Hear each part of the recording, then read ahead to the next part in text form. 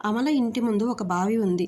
ఒకరోజు బావిలో నీటిని తోడుతూ ఉంటే తాడు తెగి బిందె బావిలో పడిపోయింది. పైకి తీయమని ఎందరినో అడిగినా ఎవ్వరూ సహాయం చేయలేదు. కొందరైతే 100 రూపాయలు అడిగారు బావిలో నుంచి బకెట్ తీయడానికి. ఎవ్వరూ సహాయం చేయలేదు. ఎలానో ఆలోచిస్తూ కొంచెం బాధగా ఉంది. ఎలా తీపిచ్చాలా బకెటు ఎట్లానా అని. ఇంటి ముందు తన కొడుకు కనిపించాడు. తను చాలా సోమరిపోతు. అతని చేత ఆ బకెట్ ఎలా తీపించాలని ఆలోచించి 5 రూపాయల నోటు తీసుకువచ్చి దారంకి కట్టి కొడుకు ముందు పడేసింది. అతను ఆ 5 రూపాయలని చూసి ఆశపడి ముందుకు వంగి దాన్ని పట్టుకోవడానికి ప్రయత్నించాడు. తీస్తూ తీస్తూ బావిలో పడిపోయాడు. అప్పుడు ఆమె, ఎలాగూ లోపలికి దిగావు కదా, బకెట్ పడిపోయింది, 5 రూపాయలు ఇస్తాను, బకెట్ కూడా తీసుకురా అన్నది.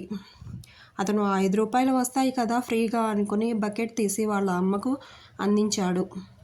ఇద్దరు చాలా సంతోషంగా అమ్మకు బకెట్ దొరికింది, బాబుకి 5 రూపాయలు దొరికాయి. ఆమె 100 రూపాయల పని 10 రూపాయలతో అయిపోయింది అని చాలా సంతోషపడింది.